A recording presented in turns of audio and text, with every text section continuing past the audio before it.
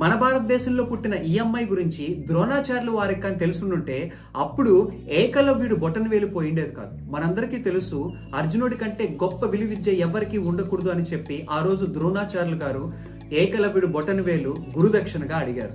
ఈ రోజు ఒక అమ్మాయికి బొటన వేలు కాదు, ఒక చెయ్యి కాదు, 2 చేతులు లేకుండా కూడా విలువిద్యలో నైపుణ్యం సాధించవచ్చు అని చెప్పి నిరూపించి మన భారతదేశానికి 2 బంగారు పతకాలు 1 వెండి పతకం సాధించుకొని వచ్చింది. మరి ఆ అమ్మాయి ఎవరో మీకు తెలుసా?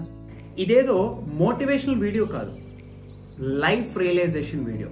ఎస్, ఈరోజు ఇటువంటి విషయాలు విన్నప్పుడు, ఇటువంటి వాళ్ళ గురించి విన్నప్పుడు మన మెంటల్ స్ట్రెంగ్త్ అద్భుతంగా పెరుగుతుంది. కాశ్మీర్లో ఉన్న ఒక మారుమూల పల్లెటూరులో ఒక అమ్మాయి పుట్టింది 2 చేతులు లేకుండా.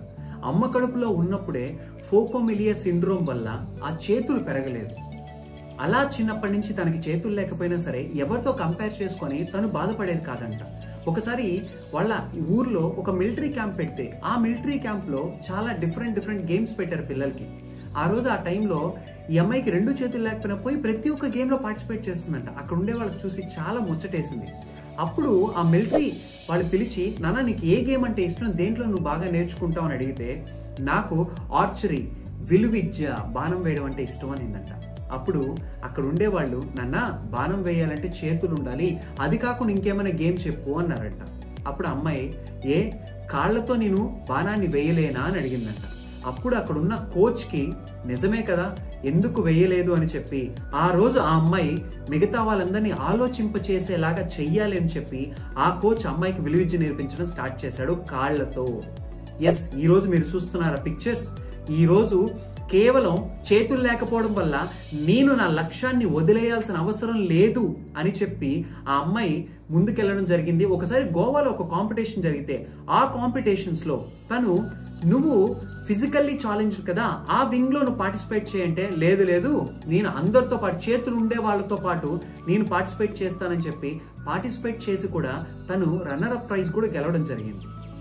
కొన్ని సంవత్సరాల అద్భుతమైన ప్రాక్టీస్ తర్వాత భారతదేశం నుంచి ఒక 16 ఏళ్ల అమ్మాయి 2 చేతులు లేకుండా విలువిద్యలో ఒక అద్భుతం సృష్టించడానికి రీసెంట్ గా జరిగిన చైనాలో పారా వరల్డ్ ఛాంపియన్షిప్ లో ఈ రోజు మన ఇండియాకి 2 బంగారు పతకాలు 1 వెండి పతకం తీసుకొచ్చి పెట్టింది. కానీ మీ అందరికి ఒక విషయం తెలుసా?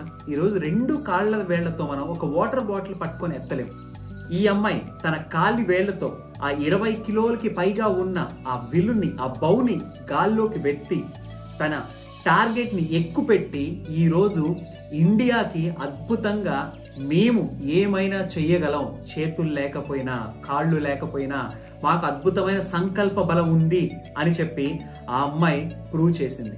ఈరోజు ఇలా వినిన తర్వాత అనిపిస్తుంది, అరే మనం ఎక్కడున్నాం, ఇన్ని ఉన్నా, మనకి అన్ని ఉన్నా ఏమీ చేయలేకుండా ఇంకా ఇక్కడే ఎందుకు మిగిలిపోయామనే ఖచ్చితంగా ప్రతి ఒక్క మనిషికి ఆ అమ్మాయి తట్టి లేపే ఒక అద్భుతమైన రియల్ ఇన్సిడెంట్ ఈరోజు మన భారతదేశంలో జరిగింది.